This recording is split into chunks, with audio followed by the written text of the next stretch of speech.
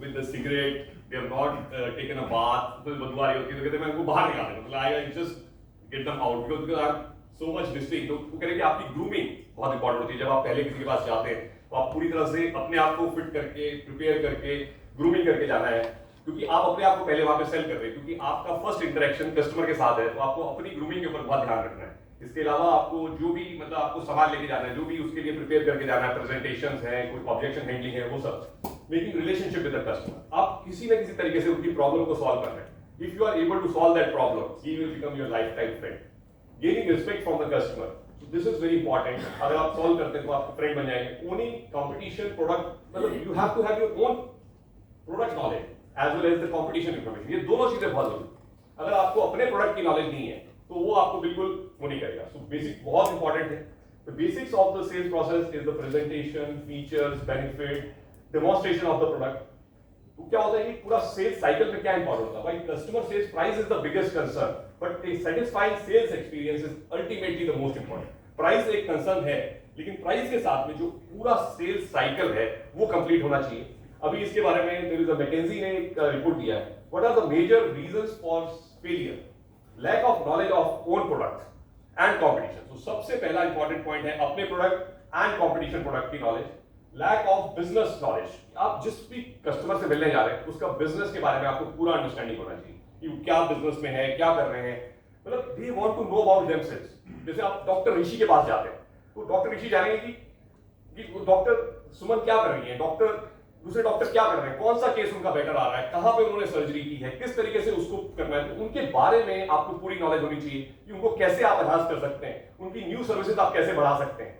Then एक और बहुत बड़ा रीजन होता है too much contact is also sometimes. If you are too much in contact sometimes वो भी एक प्रॉब्लम आ जाती है. Sales cycle is too aggressive. If you are just going there and just saying मेरे को अभी ऑर्डर दो, मतलब बहुत ज्यादा एग्रेसिवली अगर हम काम करते हैं तो that also doesn't work many times. So then the forgotten or ignored contract sign. So after you have signed the contract, then you ignore the things. So that is also one of the major thing.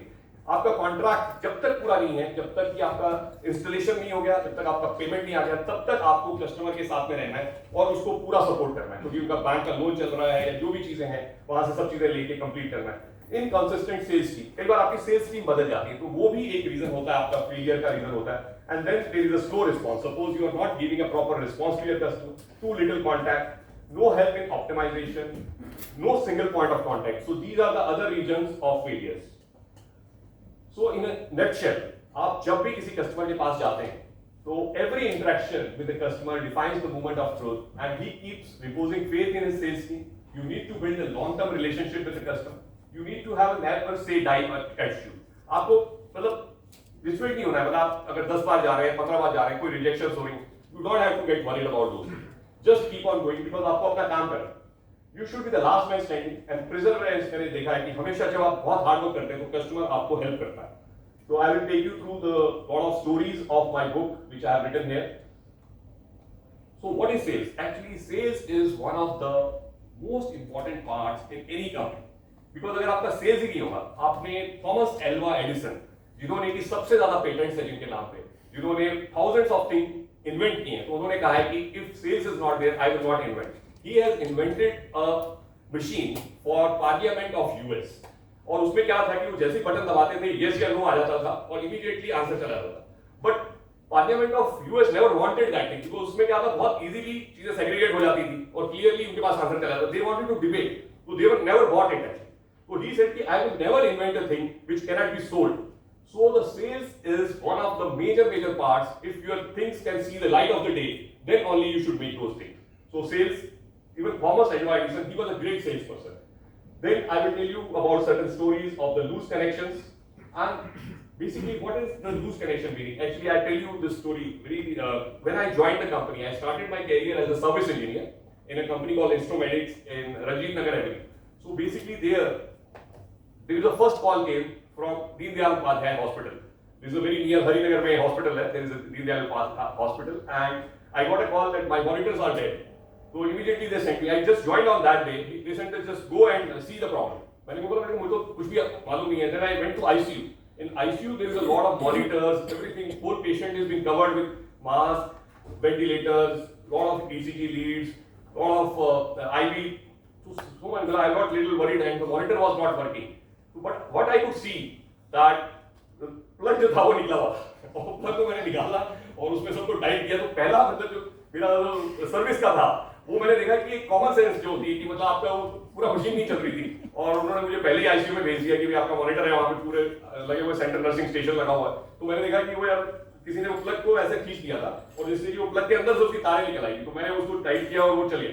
तो मेरे को ये समझ में आया, मैंने कहा ये लूज कनेक्शन जो है ना, ये बहुत इंपॉर्टेंट चीज है कि कहीं ना कहीं, और ये लाइफ में भी ऐसा होता है हमारे साथ कि क्या होता है कि हम किसी फैमिली के साथ में है, किसी के साथ में, तो हमारा कनेक्शन थोड़ा लूज हो जाता है। तो उसको टाइट करना, हमें बार बार उसको देखना, उसको फोन करना किसी की, तो मतलब ये चीजें मैंने देखी कि ये 50% ऑफ हमारी प्रॉब्लम्स आती हैं या मोर देन 50% वो लूज कनेक्शंस की वजह से हमारी प्रॉब्लम्स आती हैं। And practically I will go deep on dive onto that, go deeper into the problem.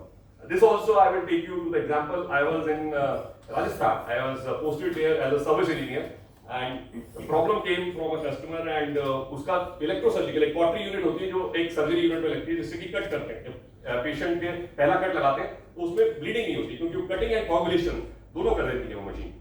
तो उसमें क्या होता है कि जब पेशेंट को कट करते हैं तो वो डॉक्टर ने बुलाया कि भाई ये मशीन आपकी 4 बार से नहीं चल रही, मैंने आपके अगेंस्ट में कोर्ट केस किया हुआ है, 4 बार आप रिप्लेस कर चुके हैं। मैं एलएनटी में था और हमारे बॉस ने बोला कि आप जाके इसको सॉल्व करके आओ।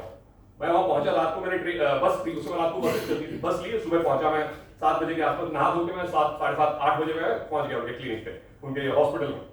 तो जब मैं पहुंचा मेरे को 12 घंटे वेट करा, मतलब पूरा ऑपरेशन कर रहे थे लेकिन वो मिले नहीं। मतलब पूरा शाम को 7 बजे के करीब उन्होंने मुझे बुलाया, बोला यार ये मशीन वापस ले जाओ और हमें इसका ये इतना हमने इसका ये निकाला है कि हमारे लिए लॉस हुआ है। तो मैंने उनसे बोला सर ये मशीन तो चल रही है, मैंने वहां पे चला के देखी। बोला कि नहीं, जब तुम लोग आते हो ना तो ये मशीन चल जाती है, लेकिन जब तुम चले जाते हो तो ये मशीन प्रॉब्लम करने लगती है। तो मैं उस समय मेरी उम्र 22 साल, 21-22 साल की उम्र थी। तो मैंने उससे पूछा, मैंने कहा सर आप कैसे यूज कर रहे हो इस मशीन को, हाउ यू आर यूजिंग। तो पहले क्वेश्चन पूछना बड़ा जरूरी था। मैंने कहा आप इसको, तो वो कह रहा है कि ये देखो, कह रहा है कि इसकी इतनी उम्र भी नहीं है जितना मेरा एक्सपीरियंस है। तो कह रहा है कि कैसे पूछ सकता है कल का लड़का मेरे से, वो अपने टेक्नीशियन के साथ बैठे थे, मजाक करने लगे, कहते हैं कैसे पूछ सकता है कि मैं मशीन कैसे यूज कर रहा हूँ, जबकि मैं 25 साल से मशीन मैं चला रहा हूँ, मेरा एक्सपीरियंस है, मैं यहाँ का सबसे बड़ा सर्जन हूँ पूरे इसका, और ये मेरे से क्वेश्चन पूछ रहा है। तो मैंने कहा नहीं सर मैं ये पूछना चाहता हूँ। मैंने कहा अभी तो मशीन आपकी चल रही है, आपके सामने है, आप मशीन को यूज कैसे करते हैं। तो मैंने कहा सर इतना तो आपको मेरे को बताना पड़ेगा। तो कहते हैं कि मैं यहाँ से हनुमानगढ़ जाता हूँ, मैं गंगानगर जाता हूँ, मैं नोहर जाता हूँ, मैं भादरा जाता हूँ, मैं बहुत सारी जगह पे जाता हूँ। तो मैंने उससे पूछा, मैंने कहा सर कैसे लेके जाते हो मशीन को। लेके जाता है टेक्नीशियन है मेरा, ये मेरी गाड़ी में जाता है, एम्बेसडर गाड़ी होती थी उस समय, मेरे एम्बेसडर में जाते हैं। तो मैंने कैसे रखते हैं सर, तो कह रहे ये सूटकेस में रखते हैं। मैंने कहा सूटकेस को कैसे रखते हो, तो कहते हैं सूटकेस को सीधा डाल देते हैं हम अपनी डिग्गी में, वैसे। मैंने कहा सर ये प्रॉब्लम है। मैं जैसे आप डिग्गी में डालते हो, क्योंकि इसके जो कनेक्शंस होते हैं यहाँ पे भी आपका प्रोब लगती है, तो मैंने कहा उसके नीचे जो पॉइंट्स है सर वो आपके लूज हो जाएंगे और ऐसे ऐसे हिलेगा तो ये चीज बाहर आ जाएगी, वहां जाएगी मशीन नहीं चलेगी आपकी। और मैंने उसको टाइट किया। मैंने कहा सर आप, मैं एक स्टाइलस, एक छोटा पेचकस होता है, स्टाइलस बोलते थे, मैंने उसको स्टाइलस दिया। मैंने कहा सर आप इससे इसको टाइट कर दिया कीजिए, जब भी आप अगर जाते हैं किसी भी जगह पे तो उसको बस अपने टेक्नीशियन को बोलिए कि इसको ओपन करेगा, इसका बॉक्स पूरा निकल जाता था 4 स्क्रूज से। एंड मैंने कहा इसको just टाइट कर दीजिए, फिर कभी problem. And believe it that problem never came. मतलब तो वो मतलब, लेकिन आपको questions, you have to ask right kind of question. And क्या होता है कि जब आप 5-6 बार मशीन आप 4 बार रिप्लेस कर चुके हैं, आपके केस में कोर्ट केस चल रहा है, लेकिन वो सारी चीजें सॉर्ट आउट हो जाती हैं अगर आप उसको ढंग से देखें, उसके अंदर डीप जाएं, उस प्रॉब्लम को करें।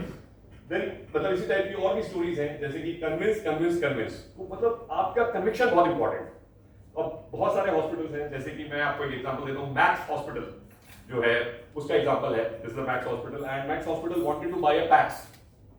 तो हम लोगों ने वहां पे बहुत कोशिश करने के बाद में हमारा क्या हुआ कि उधर कोई एचओडी थे तो उन्होंने हमें अलाउ नहीं किया, because he was not liking our product. वो किसी और प्रोडक्ट को लाइक कर रहे थे, तो उन्होंने अलाउ नहीं किया कि आपको हम नहीं देंगे ऑर्डर। तो हमने उनको बोला, मैंने कहा कोई बात नहीं सर, ऑर्डर मत दीजिए, लेकिन मतलब आप हमारा डेमोंस्ट्रेशन ले लीजिए, ये सब करिए, लेकिन बात नहीं बनी। तो उसमें क्या हुआ कि एचओडी चेंज हो गए। मतलब आफ्टर सम टाइम क्या होता है, कई बार एचओडी एक हॉस्पिटल से दूसरे हॉस्पिटल में चले जाते हैं, किसी और हॉस्पिटल में वो चले गए। कोई नया एचओडी आया, उन्होंने दोबारा से बोला कि आप सब लोग अपना डेमो करो। जीई भी डेमो करेगा, फ्यूजीफिल्म भी करेगा, फिलिप्स भी, सारी जितनी भी कंपनीज थी सारी कंपनीज दोबारा से डेमो करेंगी। हमने डेमो के लिए सब कुछ कर दिया, लेकिन क्या हमारे से गड़बड़ हुई कि हमारी जो डेमो की टीम थी वो एक हार्ड डिस्क में सारी इमेजेस लेके आनी थी, उसका 3D बनाना था और उनकी टॉप मैनेजमेंट आई थी। वो सारे की सारी हमारी हार्ड डिस्क जो थी उस दिन कुछ गड़बड़ हो गई या क्या प्रॉब्लम हो गई, किसी ने चेक नहीं किया कि वो हार्ड डिस्क वहां पे चली। तो फिर हमारा उसमें नेगेटिविटी आई कि उन्होंने बोला कि नहीं अब तो फ्यूजी को दोबारा चांस नहीं मिलेगा, बिकॉज अपने दूसरी बार हमने चांस दिया था। और ये आपका चला नहीं। तो मैं भी बहुत हैरान हो गया, मैंने कहा ये तो बहुत गलत चीज होगी कि हम लोग डेमोन्स्ट्रेशन में टाइम मिला लेकिन we were not able to demonstrate our thing. फिर हमने कहा चलो कोई बात नहीं, ये तो हमारी खुद की गलती है। हमने फिर इसके बाद क्या हुआ कि उन्होंने दोबारा पता नहीं क्या हुआ कैसे तीसरी बार फिर से बुलाया, उन्होंने एक चांस दिया, फिर हमने अच्छा डेमो दिया, सब कुछ किया, हम लोग उसमें आ गए एंड फाइनली क्या हुआ, हमारा ऑर्डर भी हो गया, वी गॉट द ऑर्डर। उसको एलओआई बोलते हैं हम लोग, लेटर ऑफ इंटेंट उन्होंने दिया। लेकिन उसमें बहुत सारी ऐसी कंडीशंस थी जो कि हम लोग एक्सेप्ट नहीं कर सकते थे, क्योंकि उसमें बहुत ज्यादा पेनल्टी कंडीशन थी, ये था वो था। क्योंकि क्या होता है काफी सारी चीजें रिस्क और पैक्स में, क्योंकि 10-15 हॉस्पिटल है, उसमें इंटरनेट का कनेक्शन है, कितनी स्पीड है, उसके ऊपर डिपेंड करता है कि आपकी इमेजेस कितनी ट्रांसफर होंगी, कितनी जल्दी वो इमेजेस वहां पे खुलेंगी। तो बहुत सारी चीजें थी जिसको हमने एक्सेप्ट नहीं किया। हमने कहा ये चीजें चेंज कर दीजिए तो हम लोग इसको एक्सेप्ट करेंगे। लेकिन वहां पे फिर हुआ कि हमारे सर्विस हेड थे और उनके जो सर्विस की टीम थी वो भी चेंज हो गई, मतलब बहुत सारी चीजें ऐसी होती थी। So we finally there was a guy came from जी, वो उनके सर्विस हेड के जो आईटी हेड बन गए, सीआईओ बोलते हैं, he became the head of their IT and finally he said कि नहीं ये हम लोग इस तरीके से नहीं करेंगे and then they finally got the order to G, they got G. लेकिन उसमें क्या हुआ कि हम लोग इतनी बार मिले, सब कुछ हुआ, तो हमारी इंटरेक्शन होती थी, तो हमने ऑर्डर को लूज कर दिया। बट उन्होंने क्या किया, हमें फिल्म का ऑर्डर दोबारा दे दिया। पर उन्होंने फिल्म को क्रेज टीम को दिया था, अभी मुकेश जी बैठे हैं, तो उन्होंने हमें फिल्म का ऑर्डर दोबारा से हमारे लिए पूरा मैक्स दोबारा से ओपन हो गया। तो ये एक चीज बहुत इंपॉर्टेंट हुई कि हमें चलो पैक्स का नहीं मिला, लेकिन पैक्स का बिजनेस इतना हमारे लिए प्रॉफिटेबल नहीं था, लेकिन फिल्म्स का बिजनेस हमारे लिए बहुत प्रॉफिटेबल था। तो इसलिए हमारे लिए बेटर रहा कि हमें दोबारा से हमें फिल्म का बिजनेस पूरा का पूरा मिल गया। एंड इसके अलावा भी मतलब उसके बाद वहां पे full digital mammography, CT scan, तो बहुत सारे प्रोडक्ट्स हमने उनको दिए, बीएमडी वगैरह, जेक्सा वगैरह, तो बहुत सारी चीजें हमारी आती रही। बट हमारे को ये चीज इसमें से सीखने के लिए मिली कि भाई आपको कन्विंस करते जाना, you don't have to lose your heart. So most important point whenever we do a sales is that rejection, जैसे इन्होंने बोला था कि मेरे को rejections हैं, तो हमारे को बहुत सारी rejections वहाँ पे मिलती थी, लेकिन हमने उसको ध्यान नहीं दिया। हमने कहा ठीक है rejections आएंगी, हमें पता है कि ये वाला प्रोडक्ट नहीं ले पा रहे हैं, कोई ना कोई रीजन रहा होगा, हमारी तरफ से भी गलतियां हों, कस्टमर की तरफ से भी कुछ ऐसी चीजें थी जो हम एक्सेप्ट नहीं कर सकते थे। तो इसलिए हमने भी कहा कि चलो कोई बात नहीं, आप उसका करिए। तो आपने बाटा की स्टोरी आपने पढ़ी होगी, दो आदमी एक आइलैंड पे भेजे गए, तो दो सेल्स वाला था, एक सेल्स वाला गया उस आइलैंड पे, कोई भी आदमी नेवर यूज्ड टू बाय, चप्पल पहनते ही नहीं, मतलब कोई चप्पल जूते वगैरह कुछ नहीं पहनते। तो पहला सेल्स वाला आया, घूम के गया, वो बोलता है कि यहाँ तो कोई डिमांड नहीं है सर, यहाँ तो कोई चप्पल ही नहीं पहनता इस आइलैंड में। He went back. और दूसरा सेल्स वाला जब गया तो उसने क्या किया कि सर यहाँ पे 2 कंटेनर पूरे भेज दीजिए, यहाँ पे किसी के पास चप्पल नहीं है, सारी चप्पल भेज दूंगा। तो ये आपका माइंडसेट है। तो मतलब द पॉइंट इज कि मतलब आदमी कैसे सोचता है, वो एक आदमी सोचता है कि या तो चप्पल कोई पहनता नहीं, कोई पहनेगा नहीं, दूसरे का भी चप्पल मंगा दो, एक को दूंगा और सब ले लेंगे। तो मतलब ये मतलब it is all about your mindset, आप किस तरीके से उसको करते हैं।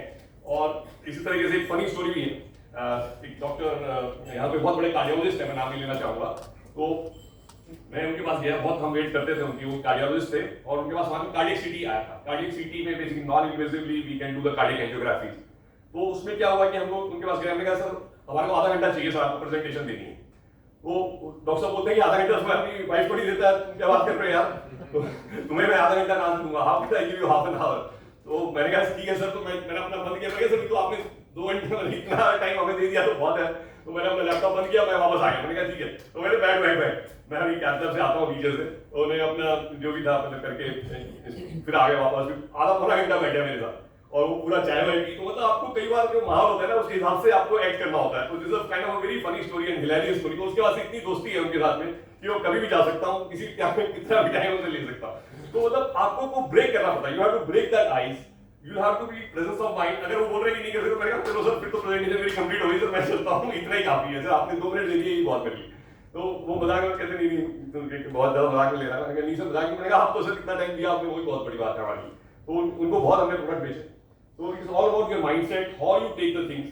Positivity is very very important. जब भी आप कहीं जाते हैं, इस तरीके में एक यहाँ पे एक्शन महाराज एक हॉस्पिटल, बहुत बड़ा हॉस्पिटल एक्शन महाराज, और कैंसर के लिए बहुत फेमस एक्शन, कैंसर भी बना लिया उन्होंने। तो जो कैंसर वाले हॉस्पिटल के लिए इक्विपमेंट ले रहे थे, तो उससे पहले उन्होंने सारा पहला जो उनका परचेज हुआ था that was from siemens, all the purchases they have done from siemens. And उसके बाद में जी, मैं उस समय जी में होता था, तो हम लोग जी से जाने लगे। तो लेकिन हर एक को ये लगता था जब एक आदमी पहले एक बार परचेज कर चुका है, सीमेंस का प्रोडक्ट यूज कर रहा है, तो वो प्रोडक्ट सिर्फ सीमेंस का ही लेगा, दूसरा प्रोडक्ट आपका नहीं लेगा। तो हम लोग कम से कम 50 विजिट लगे होंगे और 2 या 3 साल लगे हमें उस ऑर्डर। मैं अपनी प्रॉस्पेक्ट लिस्ट में दिखाता था, मैंने ये ऑर्डर आएगा सर 3 महीने के बाद आएगा, 3 महीने के बाद आएगा। तो हमारे बॉसेस वगैरह देखते थे, ये 20 करोड़ का ऑर्डर था उसमें, क्योंकि पेट सीटी, एमआरआई, सब कुछ, मतलब एक नया प्रोडक्ट, पूरा पूरा नया हॉस्पिटल बना रहे थे, उसमें वो लेना था। तो उन्होंने कहा कि नहीं ये आपको यूज कर रहे हैं। तो हमारे जो मिस्टर राजा थे, हमारे जो सीईओ थे, उन्होंने बोला कि तुम इसको अपने यहाँ से बाहर निकालो, 3 साल हो गए तुम जा रहे हो वहां पे, 50 तुम्हारी विजिट हो गई है, और कम से कम मतलब you are wasting your time and company time. मैंने 4 बार उनको भी बुला लिया था, 4 बार मिस्टर राजा भी यहाँ पे आए एज अ सीईओ। तो उनको बहुत गुस्सा आया, उन्होंने कहा कि तेरे को यूज कर रहे हैं, तेरे को पता नहीं है कि सीमेंस से प्राइस लेने के लिए हमको बिठाते हैं और उसी में से प्राइस लेंगे, भाई तेरे को इतनी बात समझ में नहीं आती, मतलब मेरे लिए तो बहुत छोटी सी चीज है, यू शुड नो दिस। मैंने, मेरे को गुस्सा आ गया, मैं गया सर के पास, आर के गुप्ता जी बहुत बड़े आदमी हैं, तो गुप्ता जी 1000 करोड़ के मालिक, मतलब he has factories, micro tech और ये और वो, बहुत सारी फैक्ट्रीज हैं उनकी, बहुत सारे उनके प्लांट्स भी हैं, जूते भी बनाते हैं, ये भी बनाते हैं, बहुत सारी चीजें हैं। तो मैं गया उनके पास में, मैंने कहा सर आपसे 5 मिनट बात करनी है, तो आ जाओ फैक्ट्री आ जाओ। तो फैक्ट्री चला गया, मैं कहा सर बुरा मत मानना, बस एक बार बताओ आप मेरे को यूज तो नहीं कर रहे बहुत नाराज हो गए, ये तो एकदम आग बोला। तो उन्होंने मेरे बॉस को फोन किया, देखो मिस्टर सिब्बल क्या बोल रहे हो कि मतलब क्या आप मेरे को यूज कर रहे हो। तो फिर उन्होंने कहा कि नहीं तुम सॉरी बोलो यार इनको जाके। मैंने कहा सॉरी सर, मैंने कहा फिर व्हाट्सएप, मैंने उस समय एसएमएस होते थे, एसएमएस पर मैंने मैसेज डाला सर, मैंने कहा सॉरी सर गलती होगी। मैंने कहा जस्ट एक मेरे दिमाग में आया था, मैंने जो कंपनी वाले बोल रहे हैं कि आपको यूज कर रहे हैं, आपको बेवकूफ बनाने के, तो उसको बहुत गुस्सा आया, कहते हैं तुम मेरे से जैसे बात करी हो। वो जैसे खुराना थे मेरे बॉस होते, तो उनको फोन किया, उन्होंने सॉरी वाला बोला, नहीं गलती हो गई इनसे, ये है वो है, पूछना नहीं चाहिए था इनको, ऐसा नहीं करना चाहिए था। तो फिर उसके बाद 15-20 दिन के बाद उनका फोन आता है, उनके जो बहुत कॉन्फिडेंट थे, जो उनका सारा कंस्ट्रक्शन का काम देखते थे, हर चीज कंस्ट्रक्शन में देखते थे उनका, तो उन्होंने मुझे फोन किया कि मिस्टर सिब्बल आपको सर ने बुलाया, घर पे बुलाया। मैं घर पे गया, बोले कि हम जो भी बेस्ट इक्विपमेंट है ना वो लेंगे, चाहे जी का या सीमेंस का। मैं आपको नहीं बोल रहा कि आपका लेंगे, हम आपके साथ जाएंगे, बैंगलोर जाएंगे और इस डेट पे जाएंगे, ये हमारा पूरा वहां पे मैनेज करो और अपने मिस्टर राजा को बोलो या वहां पे हमारी मीटिंग उनसे फिक्स करो। मैंने कहा ठीक है सर। मैंने उनके टिकट्स वगैरह, कहते नहीं टिकट वगैरह आपसे कुछ नहीं लेंगे, हम अपनी टिकट खुद कराएंगे जो भी है, और हमने खुद जाना है, मेरी सिस्टर भी वहां पे, मैं अपने सिस्टर के पास रहूंगा, मैं किसी के पास नहीं रुकूंगा रास्ते, आप बस मीटिंग कराइए हमारी। तो हमने फिर मीटिंग कराई, हमने उनको फाइनल प्राइस दे दिया, उनको जो भी हमने एक पूरा, मैंने जाने से पहले मैंने उनके लिए बुकलेट बना दी थी कि क्या हमारा प्रोडक्ट बेटर है, क्यों हमारा प्रोडक्ट बेटर है। तो उन्होंने कहा कि मैं प्रोडक्ट बेस्ट लूंगा, मेरे को ये नहीं है कि पैसे से कोई मतलब नहीं, पैसा चाहे जितना मर्जी लगे, लेकिन product I will by the best. वो फाइनली हमारे साथ गए, आए, और फिर वो, बल्कि जब हम फ्लाइट में आ रहे, एयर इंडिया में आ रहे थे, तो उनका खाना भी उनकी सिस्टर ने दिया हुआ था। वो कह रहे थे नहीं तुम ये वाला एयर इंडिया वाला मतलब मेरी सिस्टर ने, उनकी फूडी और तो मतलब इतना उनके साथ में रिलेशन हो गया। फिर आने के बाद उन्होंने क्या किया, ऑर्डर प्लेस किया, 31 मार्च से पहले एलसी खोल दी, पूरा 20 या 25 करोड़ का ऑर्डर। उस समय बहुत बड़ी बात होती है, ये मतलब 2004 की बात है या 2003 की बात है, 2002 या 2004 की बात है। उस समय बहुत बड़ी चीज होती थी, ये बहुत बड़ा ऑर्डर था, 20 से 25 करोड़ का ऑर्डर था। तो उन्होंने सारा करके हमारा इक्विपमेंट लिया। फिर उसके बाद में जब फाइनली उन्होंने बुलाया, मतलब उनके जो कॉन्फिडेंट थे, उन्होंने मुझे बोला कि सिब्बल साहब मिस्टर आर के गुप्ता ने मैसेज भेजा आपके लिए कि आपको यूज नहीं कर रहे तो ही वाज नॉट यूजिंग यू। तो मैंने कहा ठीक है सर, लेकिन आपको ये देखना है कि राइट टाइम पे क्या यूज करना है। अगर आपको, लेकिन आप ये देखिए कि मैं उसमें यूज कर सका उस वर्ड को, जो वर्ड था, लेकिन thank you sir, thank you sir. तो उस वर्ड को मैं यूज कर सका, क्योंकि only thing was the reason was that कि मैं उनसे 50 बार मिल चुका, मैंने उनके लिए सब कुछ कर दिया था, चाहे उनको डेफर्ड पेमेंट चाहिए, चाहे उनको कोटेशंस में डिफरेंट चाहिए होती थी, ये वाला प्रोडक्ट नहीं चाहिए, ऐसा चाहिए, इसमें ये कॉन्फ़िगरेशन चाहिए, एमआर की कॉन्फ़िगरेशन कम से 50 बार चेंज करवाते। उनकी टीम्स दोबारा हर रोज ही हमें बुला लेते थे, आज आ जाओ मीटिंग के लिए, फिर आ जाओ मीटिंग के लिए। तो हम डेली, मतलब जो हमारे ये था कि हफ्ते में 2 बार या 3 बार तो हम उनके पास, उनके हॉस्पिटल में बैठे हुए। बट इतना बड़ा ऑर्डर था, इसके बाद में हमारे मतलब फ्यूजी, मतलब जो जी के कितने ऑर्डर आए हमें पता नहीं है, मतलब 100 करोड़ के करीब के ऑर्डर, कॉम्प्रिहेंसिव मेंटेनेंस कॉन्ट्रैक्ट, ये वो, फिर उसके बाद रिपीट होते रहे ऑर्डर सारा। उसके बाद फ्यूजी में भी आए, तब भी उन्होंने फुटप्रिंट डिजिटल मैग्नेटोग्राफी हमारे से। तो मतलब इस तरीके से जो रिलेशनशिप है, उसमें हमें ये नहीं सोचना है कि भाई मतलब वो होगा कि नहीं होगा, मतलब जो कर्मण्यवादी कारस थे, तो मैं उसी चीज को देख के चला था। मैंने कहा था कि अगर मेरा काम है कि मेरे को कोटेशन देनी है, मैंने जाके वहां पे प्रेजेंटेशन देनी है, उनको कोई भी चीज उसकी सॉल्व करनी है, तो वो करेंगे। ये नहीं देखा कि भाई इसका ऑर्डर आएगा कि नहीं आएगा। अगर मैं ये देख लेता ना, कोशिश कर, ऑर्डर के चांसेस बहुत कम थे, क्योंकि सीमेंस लगा चुका था पहले एक बार प्रोडक्ट, उनके प्रोडक्ट अच्छे चल रहे थे। लेकिन वो नेक्स्ट टाइम जब लेना है तो वो डेफिनेटली रिपीट करता है, अगर वो प्रोडक्ट अच्छा चल रहा है, आपके साथ अच्छा है, वो उसमें चांसेस कम थे। लेकिन मेरा मानना ये था, मैंने कहा यार हम अपना काम करते हैं, गीता के उपदेश के हिसाब से अपना काम करते हैं। हमारा काम क्या है, कस्टमर ने बुलाया है तो हमें जाना है, हमें उसको प्रेजेंटेशन दे के आना है, हमें उससे बताना है कि क्या कॉन्फ़िगरेशन चाहिए, नहीं चाहिए। वो करते करते करते करते इतना रिलेशनशिप डेवलप हो जाता है कई बार। एंड मैं इनका भी एग्जांपल देता हूं, सरल डायग्नोस्टिक्स में तो डॉक्टर रवि गुप्ता सर हमेशा जी के प्रोडक्ट्स लेते थे, और वो सर्विस सिर्फ इसलिए प्रोडक्ट लेते थे कि सर्विस जी की बहुत अच्छी थी। मतलब सर ने बोला था कि ये मैं ऑर्डर आपको देता हूं, not because of the reason कि आप सेल्स की तरफ से आए, but because of the thing that आपका सेल्स, आपका एप्लीकेशन, आपका जो प्रोडक्ट टीम है उसने बहुत अच्छा काम किया मेरे साथ, तो इस तरीके से रिपीट करते रहते। तो इनके साथ भी मैंने इनके पापा से बात की, जब हमने जी छोड़ दिया उसके बाद में क्या हुआ कि इन्होंने एक बड़ा ऑर्डर दिया, वो सीमेंस को दिया। तो मैं भी हैरान था, मैंने सर से फोन करके पूछा, मैंने कहा सर आपने मतलब इतना बड़ा चेंज, मतलब क्योंकि आप तो जी के ऐसे कस्टमर थे कि जो 20 साल से आप लगातार पहले 1.5 टेस्ला हमारा लिया, फिर 1.5 टेस्ला लिया, तो मतलब उनके साथ भी ऐसा ही हुआ कि सीमेंस वाले जब आए तो सीमेंस वालों ने बोला कि सर आप हमें सिर्फ मेरे ख्याल से यूज कर रहे हैं कि मतलब आप हमें प्राइस लेने के लिए या ये करने के लिए, तो उन्होंने कहा कि नहीं ऐसी कोई बात नहीं है, अगर आपका प्रोडक्ट अच्छा होगा, प्राइस अच्छा होगा। और तो फिर सीमेंस वालों ने उनको उसी दिन प्राइस दिया। फिर उन्होंने बताया कि शेखर, वो लोग बैठे हमारे साथ और सर क्या बहुत ही अच्छे से बात करते हैं, he is a very soft spoken person, और वो क्या करते हैं कि मतलब खाना वाना भी खिलाते हैं, पिक करके वहां पे वो लेके जाते हैं, वहां पे पूरा मतलब he will take care of you like anything, मतलब पूरा। तो उसने कहा कि अगर आज आप प्राइस देते हो, तो सीमेंस में भी एक कंडीशन रहती है, उसने कहा कि मैं सर आज ही प्राइस दे देंगे हम आपको, आज ही फाइनल कर देंगे आपका। और उसे जी थोड़ा प्राइस को डिले कर रही थी, बहुत ज्यादा डिले हो चुका था उनकी तरफ से प्राइस आने में, तो लेकिन आपको ऑर्डर आज ही प्लेस करना पड़ेगा, अगर प्राइस आपको मन मुताबिक मिल जाता है तो आपको आज ही क्लोज करना पड़ेगा। तो उन्होंने ऐसा प्राइस दे दिया कि जिसको डॉक्टर साहब रिफ्यूज नहीं कर सकते थे, और डॉक्टर साहब ने प्रोडक्ट डेफिनेटली प्रोडक्ट्स उन्होंने देखे थे, क्योंकि वो प्रोडक्ट के बहुत डिटेल में जाते हैं, डीप में जाते हैं, क्या कॉन्फ़िगरेशन लेनी है, क्योंकि एमआर तो छोटा सब्जेक्ट नहीं है, एमआर में तो बहुत सारी कॉइल्स हैं, बहुत सारे सॉफ्टवेयर, बहुत कुछ होता है, MR is not a small subject. तो उन्होंने स्पेशली उसके बाद जो एमआर था, मेरे ख्याल से ये नोएडा का प्रोजेक्ट था उनका, जिसमें कि उन्होंने सीमेंस का एमआर लगाया था, 3 टेस्ट का एमआर लगाया था। तो मतलब दैट वाज द पॉइंट कि मतलब आपको अपना काम करते जाना, you don't have to be worried, क्योंकि सबको ये लगता था कि वो जी का ही है, लेकिन वो उन्होंने करके चेंज करके सीमेंस कर लिया। तो उस तरह के बहुत सारे एग्जांपल हैं जहां पे कि सेल्स वालों ने अच्छे से काम किया, जो डीपली गए हैं उनको ऑर्डर्स मिले। अब ये कई बार ऐसा आता है, मतलब कि मैंने ये देखा, मेरे साथ ऐसा होता है कि हम लोग कई बार होता है कि डिसीजन नहीं ले पा रहे, जाए नहीं जाए, हमें कस्टमर मिलेगा कि नहीं मिलेगा, आगे नहीं होता, तो इनएक्शन नहीं होना चाहिए हमारे को। वो इनएक्शन सबसे बड़ा स्ट्रेस क्या है? Stress is nothing if you are not working, if you are not focusing on what you are doing, that is the maximum stress.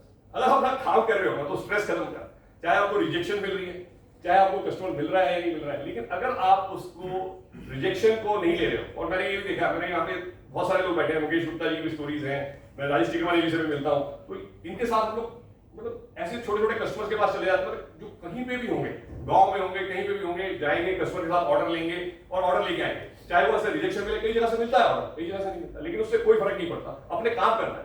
तो मैंने इनको भी देखा है कि ये लोग भी सब जो हैं, जितने भी लोग जो सक्सेसफुल हुए, उसमें सबसे बड़ा इंपॉर्टेंट पॉइंट क्या होता है कि they are not into inaction, they are just doing कि मैं एक्शन कर लेता हूं, इसका रिजल्ट क्या आएगा मुझे मालूम नहीं, लेकिन वो रिजल्ट ऑटोमेटिकली आने शुरू हो जाते हैं if you have many customers. तो ये मैंने अपने उसमें सीखा है।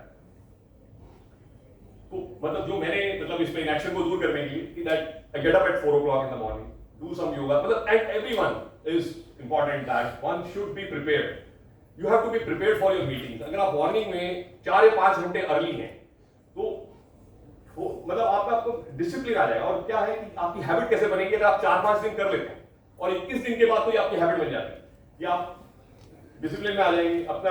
और टॉप परफॉर्मर्स की ये हैबिट होती है कि वो 4 या 5 घंटे आगे रहते हैं, मतलब कि सारी दुनिया जो है उससे 4 घंटे आप पहले उठ रहे हैं, क्योंकि वो 8 बजे 9 बजे उठेंगे, आप 4 बजे उठ के अपना प्रिपेयर कर रहे हैं अपने दिन के लिए। एंड दूसरा इंपॉर्टेंट पॉइंट है, don't postpone good things, just do it 30 minutes, मतलब not even for 30 minute, otherwise it will become habit. क्या होता है कि आप ये सोचते हैं कि आप ये काम करेंगे लेकिन अभी नहीं करेंगे, आधे घंटे के बाद करेंगे, लेकिन वो आधा घंटा करेंगे। If you are thinking of doing a good thing, मैंने अपना देखा, नोट किया है, just do it, don't wait till you have something कि मैं इतने बजे करूंगा या इस दिन पे करूंगा या ये। तो ये चीज हमें बहुत बहुत इंपॉर्टेंट है। Then have faith in God. Basically, what is important is have faith in God. That means you have a faith in yourself because God is inside. So you have believe in yourself is believing in God. तो ये मेरे लिए बहुत important चीज है। And consistency, मतलब एक rule है कंसिस्टेंसी का, जिसमें कि है 5 साल का। अगर आप एक काम को कंसिस्टेंटली 5 साल तक कर लेते हैं, वो आपकी विल पावर दिखाती है कि आपकी विल पावर है, उसमें खड़े रहते हैं, तो आप उसमें 100% श्योर हैं कि रिजल्ट्स आपके आएंगे। अगर आप 5 साल तक उस काम को कंटिन्यूअसली करते हैं, तो never leave, commit and do it for 5 years, your will power will also increase. आपने अरुणिमा सिन्हा का नाम सुना होगा। अरुणिमा सिन्हा लखनऊ से, ये हमारी she was an athlete, she is an athlete, तो ये आ रही थी, लखनऊ से वापस आ रही थी, from Lucknow to Delhi in a train, रात की ट्रेन थी। और उसमें क्या हुआ कि बहुत सारे ये क्या नाम है डकैत उसमें चढ़ गए और सबसे वो मानने लगे कि आप अपना ये दे दो, अपना सामान दे दो, ये कर दो। सो सबने अपना अपना सामान दे दिया एंड शी वाज एथलीट, तो इसने कहा कि मैं नहीं दूंगी अपना कोई भी सामान नहीं दूंगी। इसके बाद चेन थी कुछ, तो उन्होंने क्या किया, इसको उठाया, पकड़ा और इसको गाड़ी से नीचे फेंक दिया। और रात का 2 बजे का टाइम था, दूसरी तरफ से ट्रेन आ रही थी और इसके पैर के ऊपर से ट्रेन चली गई, अरुणिमा के पैर के ऊपर से ट्रेन चली गई। एंड आफ्टर दैट क्या हुआ कि अरुणिमा ने वहां पे, रात को 2 बजे का टाइम है, उसके बाद ट्रेन पे ट्रेन आती जा रही है, तो किसी को पता नहीं चला कि अरुणिमा गिर गई है वहां पे। उसकी टांग कट चुकी थी, खून बह रहा था उसका, और उसके अलावा चूहे थे आके उसके पार्ट्स को लेके जा रहे थे। उसने देखा कि 8-10 चूहे, क्योंकि क्या होता है कि जब ऐसे कोई गिरता है और वो रेलवे ट्रैक्स के ऊपर बहुत चूहे वगैरह रहते हैं, बड़े बड़े चूहे उसके पार्ट्स को लेके जा रहे हैं। लेकिन सुबह 4 या 5 बजे जब गांव वाले ने उनको देखा, वहां पे वो पड़ी हुई थी लेडी, उसको लेके गए हॉस्पिटल, लेके गए हॉस्पिटल में, लेके बाद उनका इलाज चल रहा था। तो उन्होंने क्या कहा, उन्होंने कहा कि मैं माउंटेनियर बनूंगी और मैं माउंट एवरेस्ट पे जाऊंगी। उन्होंने ये सोचा उस समय। लोगों ने बोला कि तेरी टांग तो नहीं है अभी, तो बची भी नहीं है अभी, लेकिन उसने उसी समय सोचा कि मैं माउंटेन में माउंट एवरेस्ट पे चढ़ूंगी। And Arunima, she was the first amputee in the world female जिन्होंने कि माउंट एवरेस्ट को विद इन 2 इयर्स, जब उनको चोट लगी उसके 2 साल के बाद, और वो वहां पे झंडा गाड़ के आई। बछेंद्री पाल जो है, जो पहली लेडी थी जो गई थी ऊपर, तो उनके साथ में उनसे इन्होंने ट्रेनिंग ली और ट्रेन करते करते करते करते तो इन्होंने जो विल पावर दिखाई, आप ये देखिए the kind of will power, if all of us have a small rest of this kind of a thing and we keep on doing our job, we will be able to achieve। तो इससे और difficult तो मेरे को लगता है कोई काम नहीं हो सकता कि जिसकी टांग टूट गई थी, जिसकी टांग कट चुकी थी, एम्प्यूट हो गया था, उन्होंने अपनी टांग भी फिर नकली टांग लगा दी, उसके ऊपर फिर जाके आपने अचीव करना। तो ये इसका था कि उनका विल पावर कितना था। आपने ये देखा कि उनका विल पावर, ये नहीं है कि उनके अंदर पावर नहीं रही थी क्योंकि उनकी टांग कट चुकी थी, लेकिन उनकी विल पावर ने उनको चलाया और वहां पे पहुंचा दिया। I will also give you an example here of finance as a language of business. तो इसमें बेसिकली हम लोग क्या करेंगे कि आपको फाइनेंस के बारे में थोड़ा बताएंगे कि किस तरीके से हमें कस्टमर के साथ में फाइनेंस की लैंग्वेज में बात करनी है। क्योंकि आज की डेट में क्या होता है कि customer wants a viability analysis. कभी भी जाते हैं हम कस्टमर के पास में तो उसको वायबिलिटी बहुत इंपॉर्टेंट होती है। जैसे प्राइस ऑफ द मशीन, अगर हम उसको ये बोलते हैं कि is a 1 lakh rupees the cost of the machine, the rate of interest is 9%। So if you give a 10% advance, suppose 1 crore की मशीन है या 10 करोड़ की मशीन, कोई भी एक मैं एग्जांपल लेके चल रहा हूं यहाँ पे, तो बैलेंस आपको कितना देना है 90,000। आपका टेन्योर कितना होता है, जैसे आप कहीं बैंक से लोन ले रहे हैं तो उसमें 60 का होगा, पर पेशेंट सेविंग कितनी होगी आपकी 100 रुपीज अगर होगी। ईएमआई आपका इसमें आता है around 2000 rupees per month and total EMI 5 साल में आपको देना 1,24,000 रुपए। तो आप इसको मल्टीप्लाई कर सकते हैं अपने हिसाब से जैसे भी है। तो ब्रेक इवन इसका कितने पे निकलेगा, 20 और 21 पेशेंट्स पर मंथ पे आपका निकलेगा। एंड आपको number of patients considering 25 day month, so there can be machines that आपका 1 पेशेंट पर डे पे भी आपका ब्रेक इवन निकल सकता है। तो अगर आप ब्रेक इवन के टाइम पे पेशेंट मतलब अपने कस्टमर को ये सिखाते हैं कि आपका break even is more important, not the price of the machine, that what it can earn for you, what is the viability analysis. क्योंकि आज की डेट में कस्टमर जो है वो सिर्फ इस चीज पे नहीं जाता है कि वो कितना कॉस्ट ऑफ मशीन है। अब जैसे आपको रोबोटिक सिस्टम्स की मैं बात करता हूं, जैसे रोबोटिक सर्जरी में the machines are coming from ranging from 20 crore 15 to 20 crore के बीच में मशीन आती हैं, और कुछ मशीन ऐसी हैं जो 5 से 7 करोड़ के बीच में भी आती हैं। लेकिन जो 20 से 25 करोड़ रुपए की मशीन बेच रहा है उसको वायबिलिटी एनालिसिस बताना कितना इंपॉर्टेंट है कि आप कितने केसेस उस पे करेंगे और कितने केसेस उस पे हो रहे हैं, और उससे आप कितना पेशेंट का बेनिफिट कर रहे हैं एज वेल एज कितना आप हॉस्पिटल का बेनिफिट हो रहा है और कितना आप आरओआई निकाल के दे रहे हैं। Return on investment is very important. तो आपको मैं एग्जांपल दे रहा हूं, ये यूनिव लैब का हम लोग एक सिस्टम है जो कि ये है आईसीजी कैमरा है जिसमें 4 chip, single chip, 2 chip, 3 chip, 4 chip cameras तो है। तो हम लोगों ने इनके बेचने के क्या स्कीम बनाया है, एक लीज का हमने एक सिस्टम बनाया है। तो ये कैमरा का जो कॉस्ट आता है वो 40-42 लाख रुपए का आता है, 40 से लेकर 50 लाख रुपए तक का कैमरा है। तो क्योंकि ये आपकी लैप्रोस्कोपिकली सर्जरीज होती हैं, तो हमने इनके साथ में बैठ के क्या सिस्टम बनाया कि इसमें मेक इन इंडिया प्रोडक्ट है, पहली बात आईसीडी है, बेस्ट इन क्लास है, 4K है, इसमें सारी चीजें जो है एक कार्ल स्टोर्स या स्ट्राइकर जो मशीन्स बनाते हैं, they are the number 1। Karl Storz is number 1 worldwide, उसके बाद स्ट्राइकर है, उसके बाद ओलंपस है, और इसके बाद में इंडिया में जो मशीन बन रही है इन्होंने यहाँ पे R&D करके ये मशीन बनाई है। लेकिन ये मशीन इतनी ज्यादा बिक नहीं पा रही थी क्योंकि प्राइस जो डिफरेंशियल था बहुत ज्यादा नहीं था। तो हमने कहा कि इसको किस तरीके से ज्यादा बेचा जाए, तो इस तरीके से बेचा जाए कि इसकी एक EMI स्कीम हमने बनवाई कि अगर आप इसको 70,000 रुपए पर मंथ पे, जो कि ऑलमोस्ट सिर्फ 2,000 रुपीज पर डे, अगर आप 30 दिन मान के चलते हैं तो अप्रोक्सीमेटली 2,000 रुपीज पर डे अगर आपको देना है or you can have a laparoscopic machine available for you. So this will help them to increase their number of sales to the hospital. और इसमें क्या है, 5 year वारंटी हमने स्कीम बनाई है ताकि 5 साल तक कस्टमर को कोई दिक्कत नहीं है। अगर आपकी मशीन नहीं चल रही है, अगर कोई खराब होता है, कुछ होता है, तो 24 आवर रिप्लेसमेंट गारंटी, क्योंकि ये मेक इन इंडिया मशीन है, यहीं पे चल रही है, तो 24 आवर में रिप्लेस करके देंगे।